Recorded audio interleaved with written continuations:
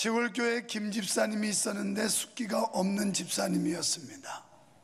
목장에서 봉사활동을 갔는데 그가 대표 기도를 하게 되었답니다. 아주 간결하게 기도를 하다가 멈추게 됩니다.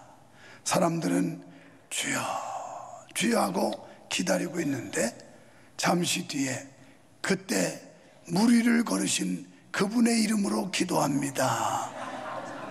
예수님의 이름으로 기도한다고 해야 되는데 이 생각이 안 나가지고, 사실 쉽고 또 우스운 얘기 같지만 제가 목회하다가 그런 것을 몇 번 봤는데요, 대학에서 총학생회장까지 한 분도 대표 기도하다가 예수님의 이름으로 기도했습니다를 안 해가지고 제가 대신 나와가지고 예수님의 이름으로 기도했습니다를 한 적도 있고, 우리 교회 장로님인데도 불구하고 기도를 시큰 해놓더니 그냥 들어가 버렸어요. 예수님이 안 나와가지고 왜 안 나오나 하고 보니까 들어가 버렸는데, 그래서 제가 하는 수없이 나와서 예수님의 이름으로 기도했습니다 한 적도 있습니다. 여러분, 처음 오신 여러분, 왜 교회가 예수님의 이름으로 기도하느냐?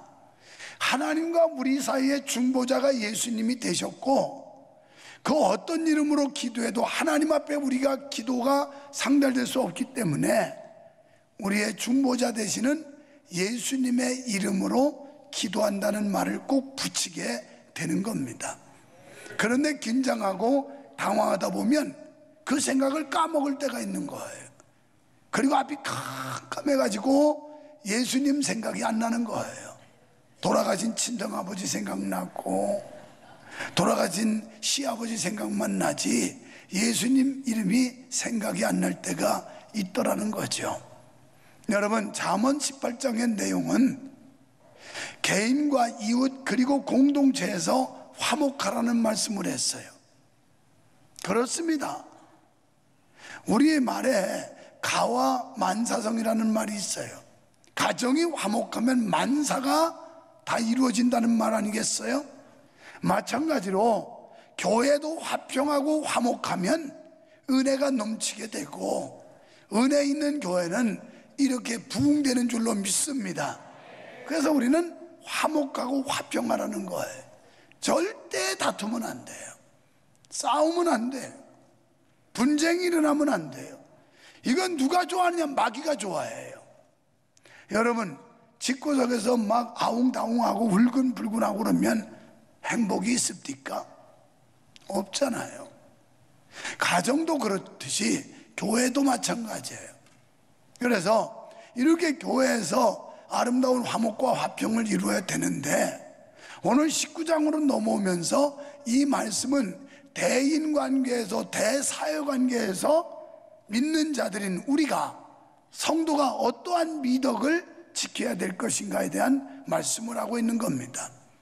그래서 아름다운 행실, 덕스러운 삶, 이런 미덕인데, 그러면 우리들이 성도의 아름다운 미덕은 어떤 것일까요? 첫째는 성도는 성실해야 된다는 겁니다. 이 성실이란 말과 유사한 단어를 진실이란 말로도 표현할 수 있을 거예요. 물론 뜻이 좀 다르긴 하지만 성실한 사람 어떤 사람입니까?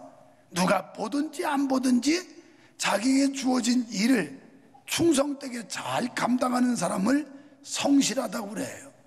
또는 신실하다고 그래요. 뿐만 아니라 또 우리가 진실한 사람, 정직한 사람, 다 이런 사람들은 눈가림이나 눈속임으로 하지 않아요. 예수님께서 성경에 보면 상전들에게 눈속임이나 눈가림으로 하지 말아라 그랬습니다. 요령꾼이 되지 말라는 거예요. 눈가림으로 가짜로 하지 말라는 거예요. 적어도 기독교인들은 정직해야 되고 진실해야 되고 성실해야 되고, 아멘 할 때까지 정직해야 되고 진실해야 되고 성실해야 되고, 그렇습니다. 우리는 적어도 성도는 성실해야 된다. 매사에 정직하게 진실되게 신실하게 우리는 살아가야 된다는 것입니다. 그러면 우리는 성실해야 되는데, 오늘 1절을 새번역에서는 뭐라고 번역했냐면 이렇게 번역했어요. 더럽게 재산을 모으느니 가난해도 떳떳하게 살아라. 비겁하지 말라는 거예요. 비굴하지 말라는 거예요. 적어도 기독교인들은 누구 앞에서나 떳떳하고 당당할 수 있어야 된다는 거예요. 근데 뒤가 꿀리고 꾸리꾸리하면 어떻게 당당하고 떳떳할 수 있겠어요? 제가요, 유목사가 조금 성격이 그렇지요. 상당히 직설적이에요. 별로 속에 품는 게 없어. 우리 교회는 숨겨놓는 게 없어요. 확 풀어버리고 터쳐버리고 그러고 사는 사람이라서. 그런데 이게 왜 먹힐까? 목사가, 제가 신조가 뭐냐면 진실하고 정직하자. 잘못했으면 인정하고 솔직히 고백하고 용서를 빌고, 그거 뭐 임기응변하려고 하지 말고, 이게 제 신조다 보니까 이게 먹히더라고요. 여러분, 가문이설 얼마 못 가요. 생각해봐요. 제가 이 교회에서 34년이 넘게 지금 목회를 하는데, 그거 눈속임, 입술 발매로 한다고 그러면 금방 드러나지 않겠어요? 그런데 나름대로, 물론 100%냐? 거짓말에 100%가 어디 있어요.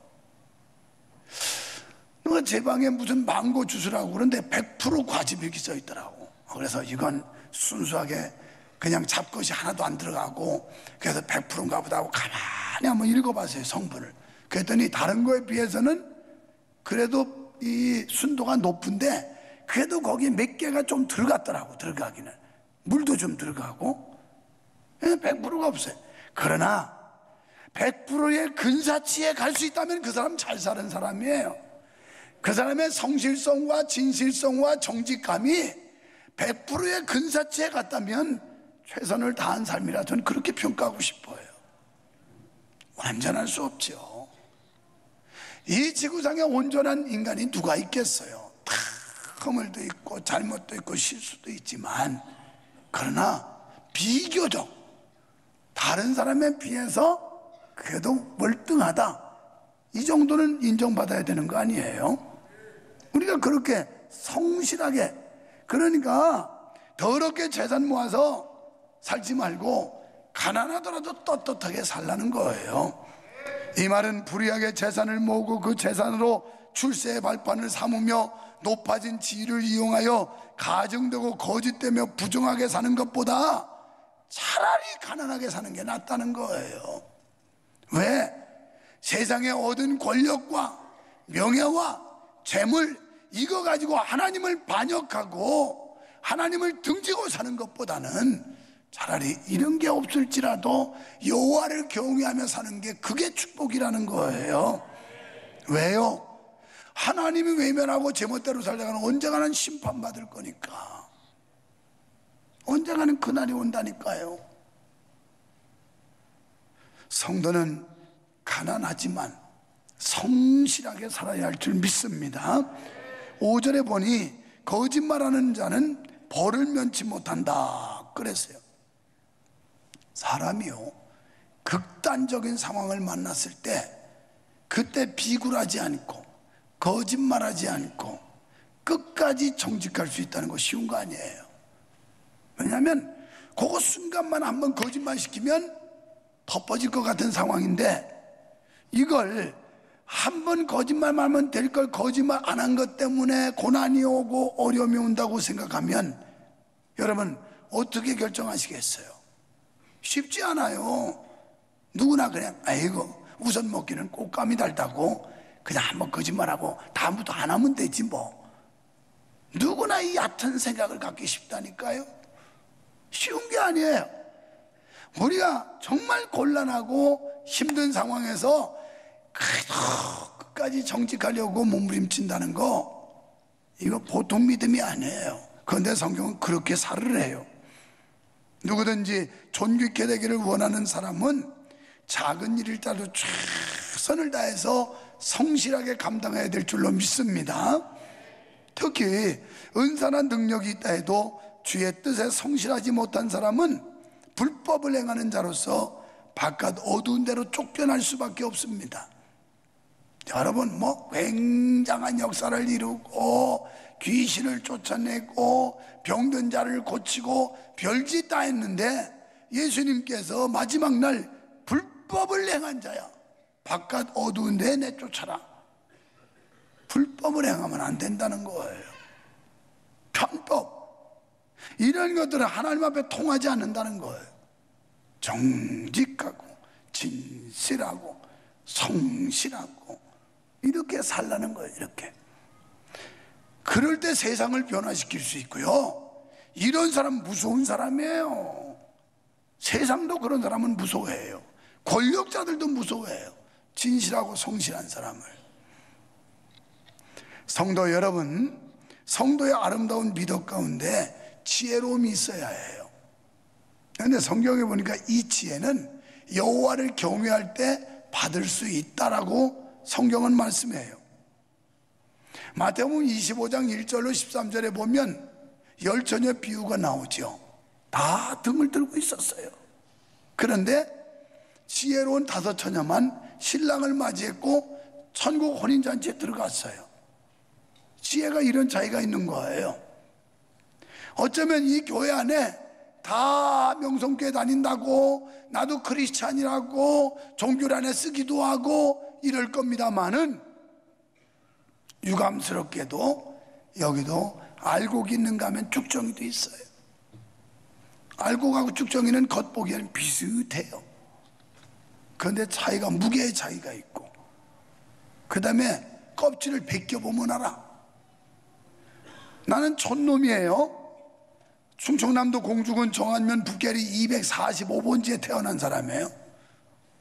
내 이래봐도 양반이라고요. 내가 저 양반, 이 양반, 그 양반, 다 양반이야. 근데 어릴 때 농사할 때 보면요, 곡식을 옛날에는 콩이나 팥을 다져가면 풍구라는 걸로 돌려요. 이렇게 된 데 담아놓고 그러고서 풍구를 막 돌립니다. 그러면 흙먼지도 날아가고 껍데기도 날아가고 쭉쟁이도 날아가고, 그러고 알곡만 쪼르르르 내려와요. 거기다 더 조그만 곡식은 어디야? 키로 까불러. 성경에 보면 키로 까불른다고 그랬거든요. 이 퀴즈 쉬운 거 아니에요. 여러분 볼 때는 다 들어가지만 이거 리듬 박자 잘못 맞추면, 반동 못 맞추면 다 쳐나가요. 그래서 착 날리고 착 소리가 차락 나야 돼요. 그러면 먼지도 날아갑니다. 건불도 날아갑니다. 다 날아가요. 그러고서 나중에 남는 게 있는데 알곡하고 모래, 돌만 남아. 이걸 이제 가려내야 될 거 아니에요. 죽정이는 다 날아갔고. 그러면 키를 까부르다가 이렇게 곡식이 저 끝에 갔는데 슬슬 흔들으면 곡식은 쪼르르르 굴러서 안 들어와요. 그 남는 건 모래만 남아. 그러면 툭 쳐가지고 내보내고, 또 까불러서 또 쪼르르르 굴러다 툭 쳐고. 이건 촌놈들만 알아. 그런데 거드름 피지 마요. 다 촌놈들이었지 뭐. 도시놈이 몇 명이나 된다고 어쩌다가 촌에서 이상해서 도시 사람처럼 폼 잡고 있는 거지. 그런데 까불은 지금은 다 비슷해. 알곡과 가라지가 지금 비슷해요. 까불러 보면 알아. 까불어. 바람 불어보면 알아. 환란의 바람이 불고 고난의 바람이 불고 핍박의 바람이 불고 불어보면 이게 알곡인지 죽정인지 나와요. 어려움 닥쳐보면 알아. 그 사람이 알곡인지 죽정인지. 알곡은 까불러도 안 나가요. 자꾸 들어가. 자꾸 까불면 이렇게 굴러오고. 그런데 죽정이는 훅 날아간다니까. 자꾸 바깥으로. 여러분, 알곡 신자 되시기를 축원합니다. 제발 알곡 됐으면 좋겠어요. 여러분, 지혜로운 성도 되기를 축원합니다. 그런데 이 지혜로워야 존귀하게 될 수 있는데, 지혜로우려면 잠언 9장 10절에 보니까 여호와를 경외함으로 얻을 수 있다 이렇게 말씀했어요. 여러분, 이 세상의 지혜로 하나님의 기뻐하시는 자가 될 수 없다는 거 명심하시기를 바랍니다. 또 지혜로운 사람은 어떤 사람? 노하기를 더디하는 사람이래요. 예스 노 이게 아니고 이런 막 성질 내는 거, 노하기를 더디하는 사람.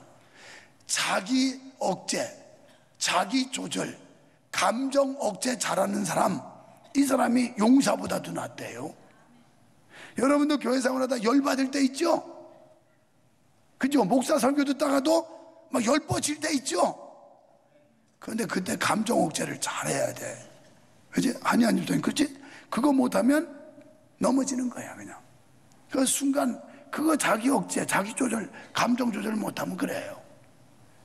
여러분, 똑같은 현장에서 같은 시간에 똑같은 입에 나가는 말씀인데 어떤 사람은 거기서 감동을 받고 충격을 받고 도전을 받고 이러는데 어떤 사람은 뾰로통 해가지고 막 가재미 눈을 뜨고 막 가재미 나한테 눈이 작아서 자꾸 그 핑계할 때 가재미 눈이라고 그러는 거야. 막 그러면서 막 이마살을 찌푸리고 내 천자를 그리고 막 한번 내가 그려볼게요. 어떻게 꼬라지가 좋습니까? 이렇게 이래야 꼬라지가 좋지.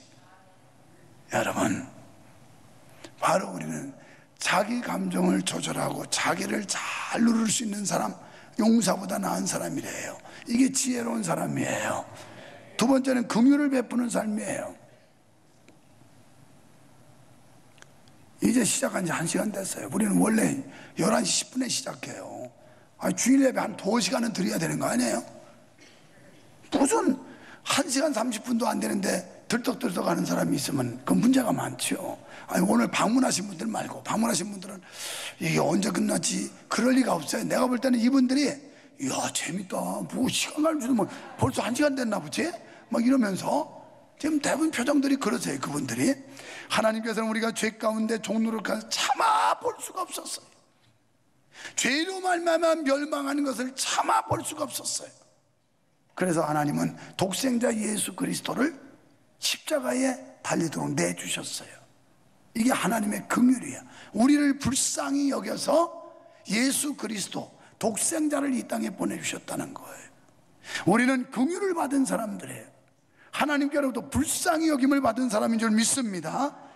그래서 도저히 하나님이 그대로 보아 넘길 수가 없었던 거예요.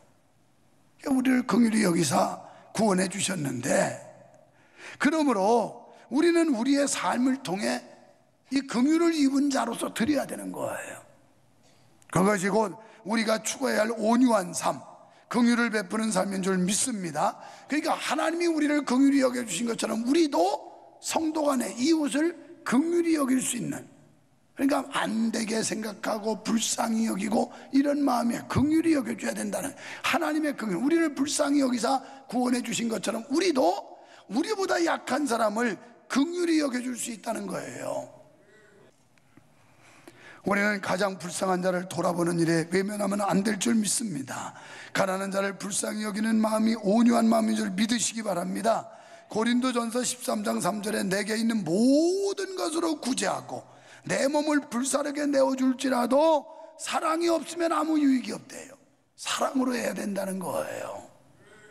바울 사도는 이처럼 사랑을 전제로 그리스도의 사랑을 드러내야 함을 말씀하고 있습니다. 오늘 17절에 보니까 가난한 자를 불쌍히 여기는 거, 여호와께 꾸이는 것이니 하나님이 그 선행을 갚아준대요.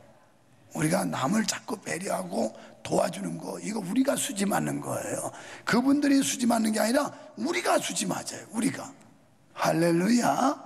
우리가, 내가 수지 맞는 거예요. 우리 교회가 열심히 선교하고 지역교회 섬기고 막 이랬더니 우리가 수지 맞잖아요. 하나님이 교회 잘 되게 하시고 교회가 평안하게 하시고 오늘 2부 예배 때도 얼마나 많이 왔는지 몰라요. 다음 주에는 무지하게 많이 올게요. 그냥 무지하게 많이. 하여튼 무지하게. 그럼 사투리에 긍휼과 사랑을 베푸는 것은 성도의 의무인 줄 믿으시기 바랍니다. 그리스도의 사랑을 받은 성도는 당연히 사랑과 긍휼을 베풀어야 한다는 거예요. 요한일서 4장 20절에 보니까 눈에 보이는 형제도 사랑하지 못하면서 보이지 않는 하나님을 어떻게 사랑하겠느냐 그랬어요. 여러분, 인간관계, 대인관계에서 사람들에게 우리가 주의 사랑과 은혜와 긍휼을 베풀어 주지 않으면 하나님 앞에 거짓말이라는 거예요. 거짓말. 눈에 보이지도 않는, 지금 하나님이 보입니까? 수염 기르고 막 지팡이 짚고 저 뒤에 뭐 보입니까? 우리 안 보이잖아요. 그런데 하나님께서 연약한 자들, 이런 사람들 하나님 대신 섬길 자로 붙여준다는 거예요. 그래서 눈에 보이는 형제, 긍휼을 베풀고 사랑을 베풀고 관심을 베풀고, 이게 곧 하나님께 하는 거래요. 믿으시면 아멘 합시다. 세 번째는 관대와 후사를 베푸는 삶이에요. 관대와 후사라는 말은 관용을 베풀고 베풀 때 후하게 베푸는 삶, 이걸 말하는데, 원어적 의미로 보면 관대는 움직이지 않는 단순함, 정신적인 정직, 열린 마음, 관용, 은혜나 혜택으로서 주는 선물, 이게 뭐냐면 후사는 하나님께서 이스라엘 백성에게서 주었던 선물, 이거거든요. 그래서 이 선물은 우리가 구원받은 거, 하나님의 은혜로 받은 거예요. 우리가 구원받을 자격이 있는 게 아니에요. 우리가 완전해서 구원된 게 아니에요. 훌륭해서 된 게 아니에요. 부족하기 이를 데 없지만 하나님이 우리를 긍휼히 여기사 우리에게 은혜로 값없이 주신 거예요. 값없이. 은혜는 값없이 주는 선물이라는 거거든요. 하나님이 우리에게 이 구원의 은혜를, 십자가의 은혜를 값없이 주신 줄 믿습니다. 이게 감사해서 노래도 하고, 이게 감사해서 연주도 하고, 이게 감사해서 운전으로 섬기기도 하고, 이게 감사해서 안내도 하고, 이게 전부 감사해서 밥도 하고 교회에서 섬기는 거예요. 그 사람이 진짜예요. 그 은혜에 감사하고 보답해서 행함 속에 나타내는, 삶 속에 실천하는 이 사람이 진짜예요. 그런데 말로만 떠들어대고 안목 보고 이러면서 행동으로 전혀 옮기지 않는 사람 몰라요. 가짜일 거예요 아마. 여러분, 오늘 우리가 누리는 것 하나, 어느 것 하나 하나님이 만드시지 않은 게 없어요. 다 하나님이 주신 거예요. 건강도 하나님이 주셨고요. 아멘. 여러분, 무슨 뭐 날마다 걷고 헬스하고 별짓 다 해도요, 하나님이 건강 주셔야 되는 거예요. 지난주 초에 우리 교단 어떤 목사님이 50대 초반에 유명을 달리했대요. 왜 그러냐고 했더니 심장마비로. 여러분, 암병으로만 죽는 게 아니라니까요. 당뇨병 걸려야만 죽는 게 아니라니까요. 그냥 멀쩡한데 심장마비로 죽은 거야. 이런 걸 뭐 과로사라고도 하고 그러는데, 여러분, 지금 이렇게 나와서 건강한 거, 이거 하나님의 은혜고, 우리가 예수 믿고 하나님을 찬양할 수 있는 거, 이거 하나님의 은혜고, 우리가 직장에서 돈 벌을 수 있는 거 하나님의 은혜고, 사업장에서 장사해가지고 돈 벌어들일 수 있는 거, 이거 하나님의 은혜고, 이렇게 아름다운 예배당에 와서 예배할 수 있는 거 하나님의 은혜고, 아멘 하는 사람들은 모두 90세 이상 사시기를 축복합니다. 지금 한 사람은 89세 11개월만 살다 가세요. 너무 오래 살지 말고. 왜? 하나님의 은혜로 알고 하나님의 축복으로 알고 하나님께 영광 돌릴 때 하나님께서 더 큰 은혜를 주실 줄 믿습니다. 그렇기 때문에 이제 우리에게 주신 것들을 나눠야 된다는 거예요. 영적으로는 은혜도 나눠야 할 줄 믿습니다. 사랑도 나눠야 할 줄 믿습니다. 은사도 나눠야 할 줄 믿습니다. 육적으로는 물질도 나눠야 될 줄 믿습니다. 시간도 나눠야 될 줄 믿습니다. 다 나눠야 되는 거예요. 나는 하나님이 주신 거 나눠야 되는 거예요. 그래서 가난한 사람을 불쌍히 여기며 구제하는 것도 중요하고요, 반면에 어려운 하나님의 교회 선교하는 일도 중요한 겁니다. 이렇게 나누는 삶이 성도의 미덕인 줄로 믿습니다. 우리가 좀 넉넉하다면 가난하고 불쌍한 사람을 돌아보라는 소명도 함께 주셨음을 믿어야 돼요. 여러분, 믿음의 미덕은 신행일치예요. 믿음과 행실, 언행일치, 말하는 것과 행동이 일치해야 돼요. 이게 미덕이에요. 이 사람이 진짜 크리스찬이라고 말할 수 있는 거예요. 주의 계명, 주의 도덕은 우리 인간의 내면 세계를 비춰요. 세상의 도덕률은 겉만 온전하게 해요, 제도가. 그러나 이 복음이라고 하는 거, 그리스도의 사랑이라고 하는 거, 성령의 은혜는 우리의 내면을 비춰 속사람을 변화시키는 거예요. 근본적으로 인간을 변화시켜서 거듭나게 하고, 그래서 삶의 방식이 달라지게 하고, 인생의 목적이 달라지게 하고, 그리고 살아가는 그 방향을 바로 설정하게 하고, 이게 주의 계명, 주의 윤례인 줄 믿습니다. 사랑하는 성도 여러분, 우리 모두 성도의 아름다운 미덕을 갖추어서 존귀한 성도가 되시기를 축원합니다. 축원합니다. 네.